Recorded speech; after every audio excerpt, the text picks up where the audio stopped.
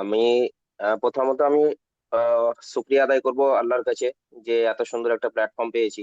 আর অসংখ্য ধন্যবাদ দেব যে আপনাদের আপনাদের বড় হুজুর এবং আমার আমার যিনি শিক্ষক ছিলেন 308 নম্বর ব্যাচের মাওলানা মেহেদী হাসানকে, ওনাকেও মানে ওনার পড়া এত এত ভালো লেগেছে, মানে বলে বোঝাতে পারবো না। ওনার মানে বোঝানোর টেকনিক এবং বারবার জিজ্ঞেস করার সত্ত্বেও মানুষের মধ্যে একটা বিরক্তি ভাব থাকে, সেটা ওনার মধ্যে আমি দেখিনি।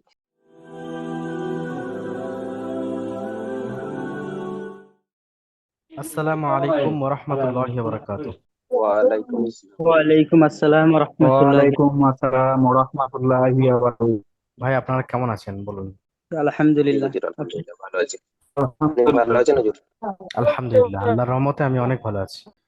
তো আপনারা যাদেরকে দেখতে পাচ্ছেন এই মুহূর্তে, এই সমস্ত ভাইগুলো প্রত্যেকে প্রথম, দ্বিতীয় এবং তৃতীয় স্থান অধিকার করেছেন। কিরকম? প্রথমে যে গ্রুপে যে ভাইগুলো ছিলেন, সেই সমস্ত গ্রুপে প্রথম, দ্বিতীয়, তৃতীয় স্থান অর্জন করার পরে একটা ফাইনাল রাউন্ড হয়েছে। সেই ফাইনাল রাউন্ডের পরীক্ষার পরে এই ভাই তিনজন, নাজিবুর হোসেন ভাই, আজিমউদ্দিন শেখ ভাই আর আসিফ আরিফ ভাই, এই তিনজন প্রথম, দ্বিতীয় এবং তৃতীয় স্থান অর্জন করে কোরআন শরীফ ধরেছেন। কত সৌভাগ্যের বিষয়!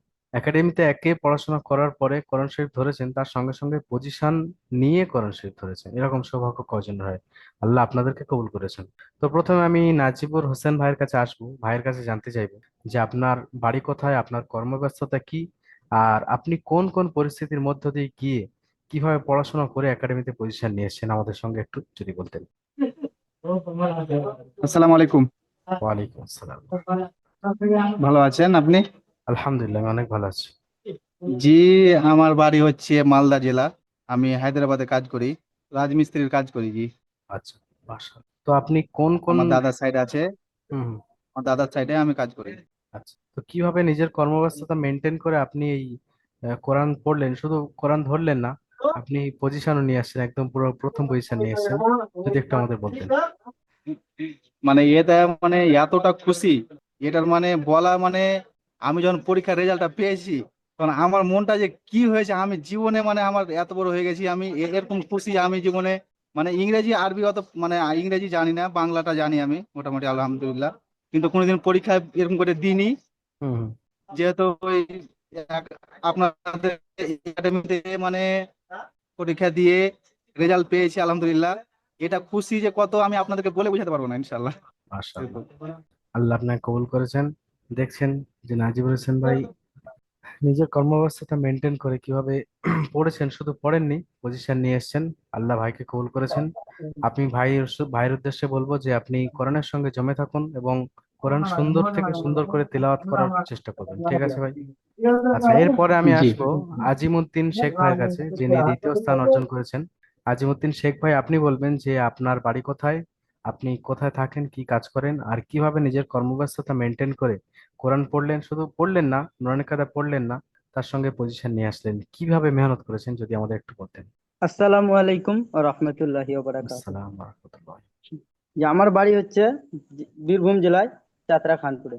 আমি কাজ করি মূলত রাজমিস্ত্রি কাজ করি।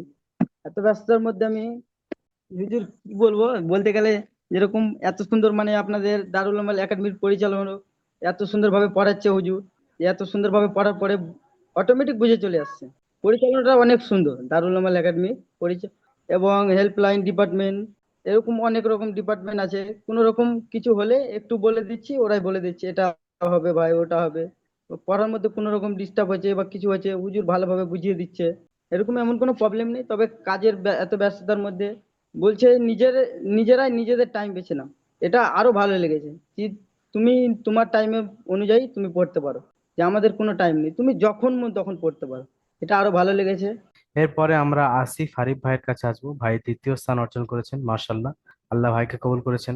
আপনার কাছেও সেম প্রশ্ন জিজ্ঞেস করব যে আপনি কোথায় কাজ করেন, কোথায় থাকেন, কোন কোন সিস্টেম মেনটেন করে, কিভাবে নিজের কর্মব্যস্ততা মেনটেন করে একাডেমিতে এরকম একটা পজিশন নিয়ে এসে কোরআন ধরলেন, আমাদের একটু জানাবেন। আসসালামু আলাইকুম রহমতুল্লাহ ওয়ালাইকুম আসসালাম বরকাতুহ হুজুর। রহমতুল্লাহ।